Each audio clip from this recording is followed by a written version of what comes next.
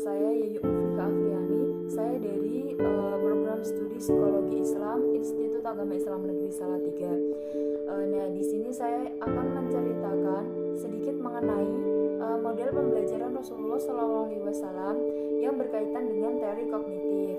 Nah, sebelum masuk ke dalam model pembelajaran Rasulullah SAW yang berkaitan dengan teori kognitif, alangkah baiknya kita itu mengetahui apa sih psikologi kognitif itu. Nah, psikologi kognitif itu berasal dari kata psikologi dan kognitif. Psikologi sendiri berarti bahwa ilmu yang mempelajari tentang tingkah laku dan proses mental atau jiwa. Kemudian kognitif itu adalah cabang ilmu dari psikologi yang mempelajari suatu proses berpikir, yaitu kemampuan individu untuk menghubungkan, menilai, dan mempertimbangkan suatu kejadian atau peristiwa. Sehingga dapat disimpulkan bahwa psikologi kognitif itu merupakan studi tentang bagaimana cara seseorang itu mempersepsikan, belajar, mengingat, dan berpikir tentang. Jadi ada beberapa ahli psikologi yang mempelopori teori kognitif ini. Yang pertama yaitu ada Jerome Bruner. Nah, teori Jerome Bruner ini adalah discovery learning. Nah, teori discovery learning ini menyarankan kepada guru yang menggunakan teori discovery learning untuk mendorong siswanya atau peserta didik bersikap mandiri dan percaya diri dari pertama masuk sekolah. Nah, hal ini juga dilakukan oleh Rasulullah SAW sebagai guru dari sahabat-sahabatnya. Beliau mengajarkan kepada peserta didik untuk bersikap mandiri di dalam kehidupan sehari-harinya. Peserta didik juga diajarkan untuk percaya diri, seperti yang dilakukan oleh Umar bin Khattab kepada anaknya Abdullah bin Umar. Nah, pada saat itu Umar bin Khattab dan Abdullah bin Umar ini mengikuti majelis Rasulullah SAW. Nah, di situ Abdullah bin Umar tidak berani menjawab pertanyaan yang diberikan oleh Rasulullah SAW. Namun, dia berani menjawab pertanyaan ketika berada di luar majelis. Nah, dan hal itu tidak disukai oleh Umar bin Khattab. Kemudian, teori ini juga memberikan kesempatan kepada peserta didik untuk menyelesaikan masalah, seperti yang dilakukan oleh Rasulullah SAW kepada Uqbah bin Amir al-Juhani untuk beristihad menyelesaikan perkara tentang. Itu ada teorinya dari David Ausubel. Nah, teori David ini adalah reception learning.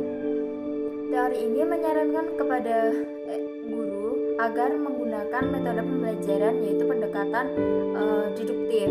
Nah, yaitu dengan memberikan konsep-konsep secara global, kemudian dilanjutkan dengan penjelasan secara rinci.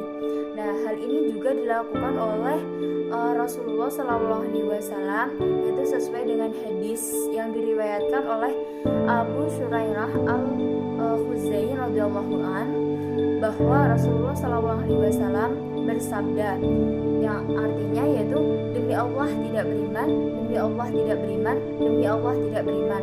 Lalu ditanyakan kepada beliau, siapakah yang kau maksud itu ya Rasulullah?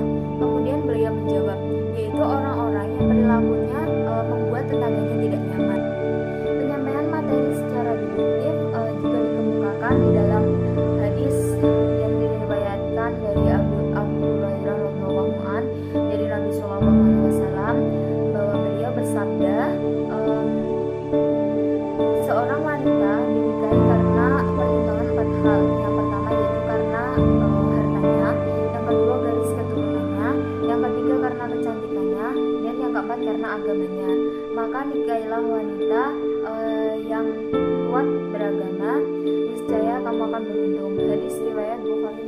Expository teaching yang digagas oleh David Ausubel yaitu berisi tentang 3 prinsip tahap penyampaian pembelajaran. Fase pertama yaitu ada presentation of advanced organizer. Nah, pada tahap ini merupakan konsep yang menjembatani antara materi yang baru dengan materi yang sudah pernah didapat oleh peserta didik.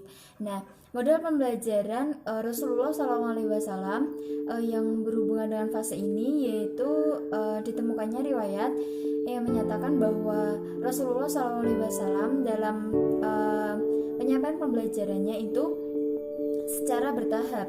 Nah, kebertahapan penyampaian pembelajaran oleh Rasulullah SAW ini hampir sesuai dengan fase pertama ini. Nah, seperti pada saat Rasulullah SAW menyampaikan pembelajaran mengenai yang pertama yaitu mengenai keimanan. Kemudian Rasulullah SAW mengajarkan tentang makna Al-Quran. Nah, dari situ keimanan yang didapat itu akan bertambah. Fase kedua yaitu presentation of learning task or material. Nah, fase ini yaitu pemberian pembelajaran dengan cara ceramah, diskusi maupun pemberian tugas kepada peserta didik.